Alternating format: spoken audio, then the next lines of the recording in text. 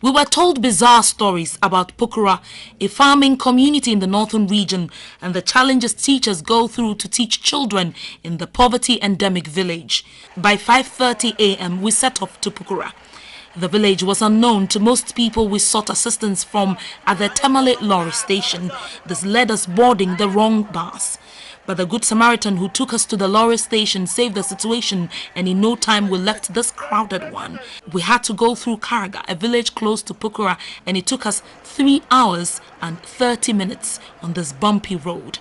By 9:30 a.m. we were at Karaga, where the headmaster of the school was to pick us. He came with his best friend and parked all our equipment on the motorcycle.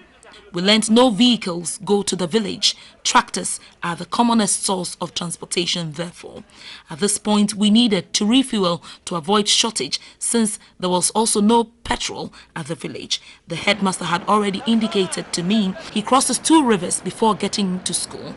In the next 45 minutes, we were at the first, Namburugu.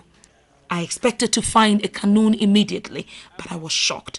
It took us about 3 hours at the stream just waiting for a canoe to return. Not even tooting the horn of the motorbike and making other sounds could attract attention. Frustrated, we sent this little boy who had just arrived to wash his clothes at the riverbank to check on the next canoe in the middle of the river. He returned with the news that there were other clients in the middle of the stream, so the boat owner was busy transacting business. Dehydration set in, the sun was hot, and I started pouring water all over me to stop feeling dizzy. These women crossed the river at breast level with their babies at their back. Issa said business here is good, as he waits for his clients at the bank of Namburugu to transport them to Karaga. But he was worried children and women often drown, especially during the rainy season. Has he ever heard that somebody has drowned in the water as a result of they coming to meet him before? That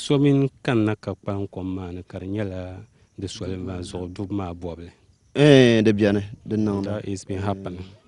Ibrahim Mahama goes through this every Sunday, going to school to teach his children. He told me he dares not make a mistake making the journey on Mondays, otherwise he will not make it. So today is Sunday, tomorrow is Monday. So today is a reporting day. So I normally go on this day, like Sunday, and then the following day I will be there. But if I wait for Monday, when I go, I can't teach. The consequences of going through this river every single day to go to the market. Today is a market day for women, children who have to go to school, and indeed headmasters who have to cross this river to go to the other side to teach children is daunting. After a 3-hour wait, the canoe arrived.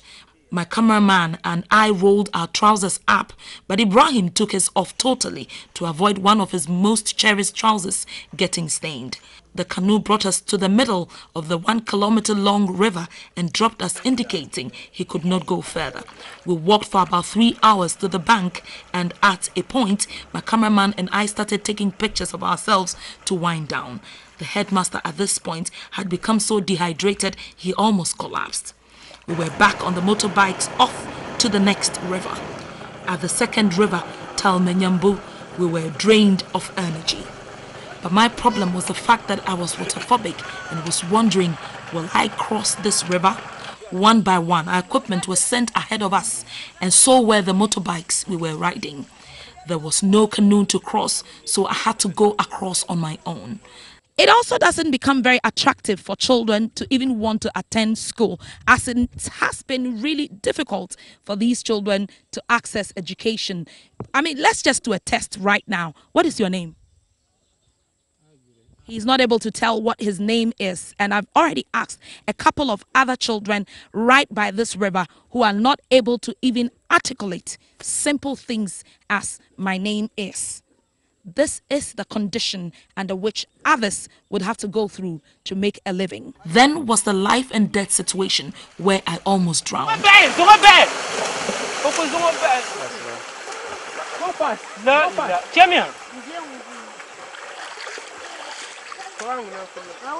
She'll go.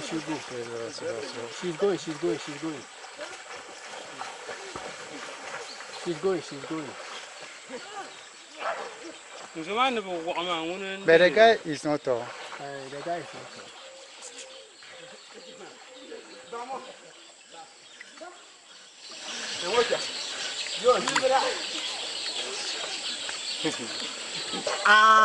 In the middle of the river, all over, I saw her, drawing. Hey, I need a help. But by God's grace, some small boys, they jump into the river and they rescue her. Thank God that finally we've crossed the river. But that's not the end. Now that we are pursuing where we are going, the story that we are going to cover, we left Tamale 5 a.m. Now the time is almost 4, yet we've not reached where we are going to, do our story. 12 good hours. That is how long it took us to reach Pukura, where Ibrahim is expected to teach.